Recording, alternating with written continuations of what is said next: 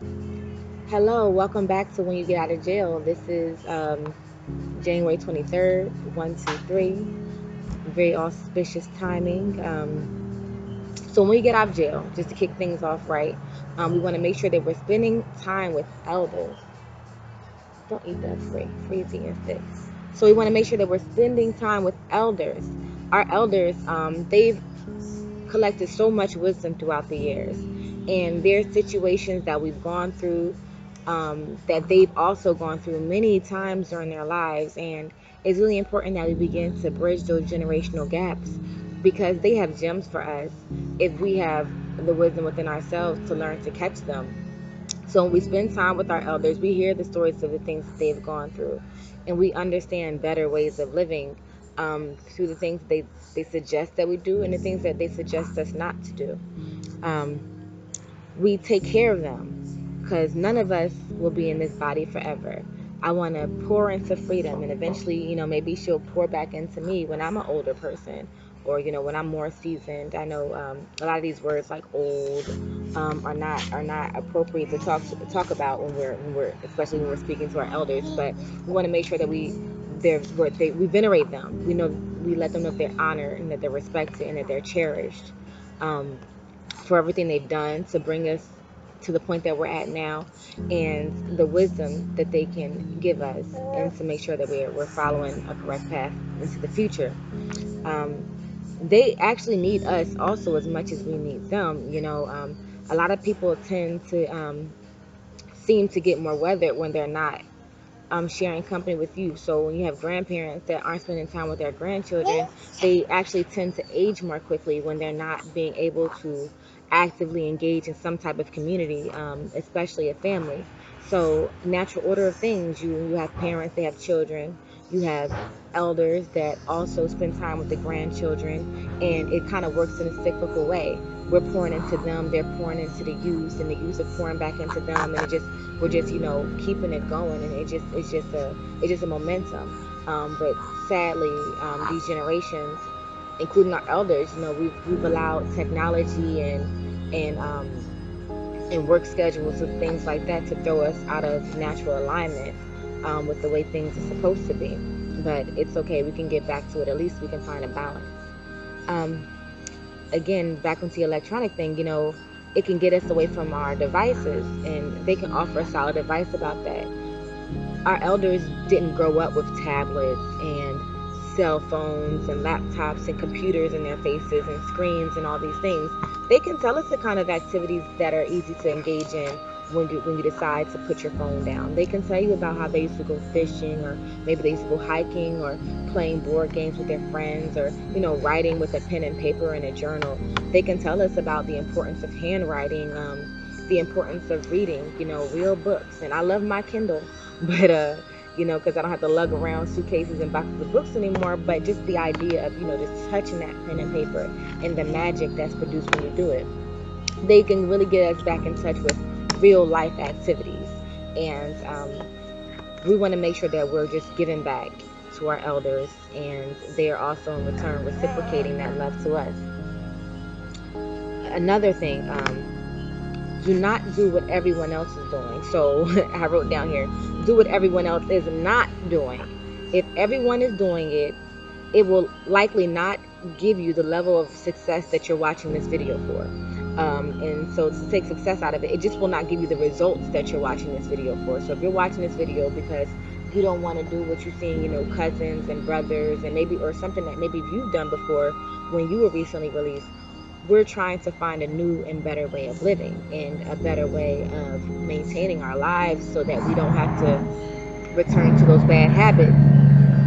So, if most people are brainwashed, including many of us YouTube creators. So, if everyone is doing something, that's usually a really, really clear sign that it's not going to get you any type of different results. It just kind of makes sense. If everyone is doing it, then it must not be different. And if it's not any different, then how can it possibly be outstanding? How can you stand out when you're standing in line? Um, we need to start creating our own waves, and riding those waves, going with the flow. But it can be our own flow. It's okay. It's okay to create our own waves. Compare yourself to nobody. Compare yourself to nobody. Respect yourself so much that you don't even have the desire to compare yourself to anyone. A few years ago, I was thinking about how, when we love our mate, we love our man, we love our woman, if we really love them, we don't spend time comparing them to that brother over there or this sister over here. We don't do that. We show them love, and we show them that we appreciate them for who they are. So why do we do that to ourselves? Why do we spend our time comparing ourselves to other people? Is it because we don't have a level of self-respect? Is it that we don't love ourselves? Whatever the reason may be, we need to make sure that we stop comparing ourselves to other people. Look up to yourself. Because if you're looking up to other people, then that means that you don't mind being in a situation where they're looking down on you. Like the language that we're using, looking up to someone, means that you're in a diminutive status than they are. Stay in your lane. We don't have to be doing this and hate on that person over there because they're moving in this direction, or they're doing that and they're doing this. Stay in your lane. Walk your path. No one has your path. Just like a fingerprint. I look at my path as my fingerprint. My path is for me. If you're a religious person, if you're a Christian, they say what God has for you is for you. What God has for me is for me. So I'm going to walk my path, and I suggest that you also walk yours. So we're just going to do this in the middle of the video, or no? She wants to breastfeed. Like I said in the last video, we direct breastfeed. So I'm going to wrap it up. Um, Consider non-traditional forms of income, and this is a big one. This is a good one. Consider non-traditional forms of income. There's passive income, like you could do some drop shipping where somebody orders from a company and they send directly to the customer, and so you're not actually touching the product. Freedom, freedom. Cryptocurrency. Okay, give me a second. Give me a second. Cryptocurrency. Um, like Bitcoin, for example, a lot of new coins and things like that are popping onto the market. ICOs, initial coin offerings. So it's a chance to really think about, maybe even getting rich. It's a new wave. It's almost virgin territory right now. So as somebody who's recently released, and you're looking for jobs, you're not finding the leads that you want, you can look online and see how technology can benefit you. If you're going to be using the electronic devices, at least use it for something that's going to benefit your family. Please, I'm asking you, I'm begging you, I'm telling you.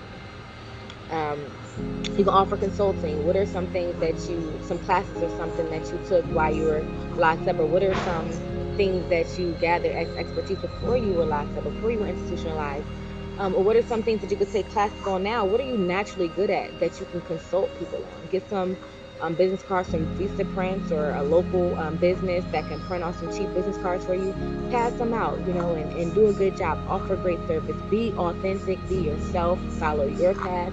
And I guarantee you someone will be willing to compensate you for it. Just keep on trying. Every success story starts with many, many, many, many failures, but they don't tell you that so often. The failures are the only way to get you to success. So don't be discouraged. Keep fighting. Keep making it. You can offer lessons. It's so many things that can be done. One thing that really worked for me was participating in the share economy. And the share economy is when people across the world, or in any community, are working together. So it's like a global form of cooperative economics. There are electronic services like Airbnb, where you can rent out a room in your home and make additional money on that. $20 a day, rent out your whole apartment or your whole house for $100 a night. You can rent it out on a weekly, monthly basis. That's Airbnb. There's also a service for people of color called InnClusive, because some of the other services, sometimes when you're a traveler that doesn't fit the mainstream demographic, if you know what I'm saying, sometimes you can get treated when you travel, treated funny when you're traveling. So InnClusive was created to combat that. It's created for people like FUBU, for us, by us. So if I'm traveling somewhere, I know it's somebody of color on the other side that's going to receive me like family.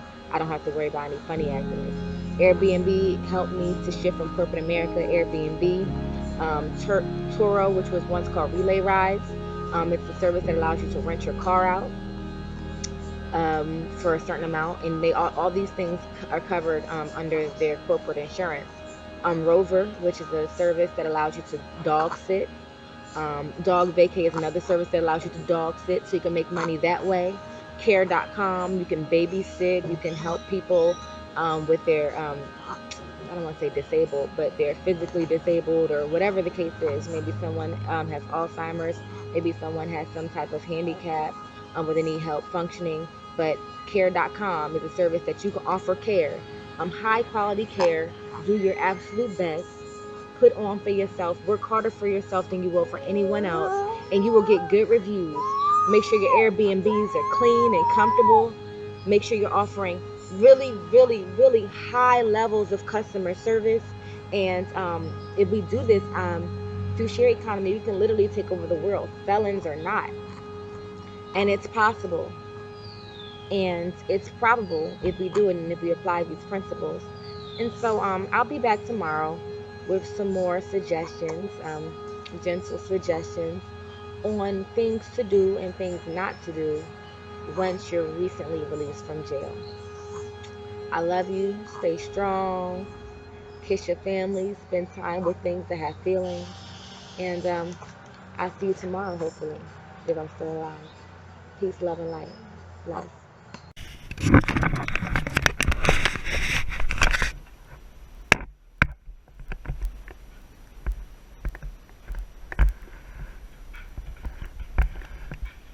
Guatemala.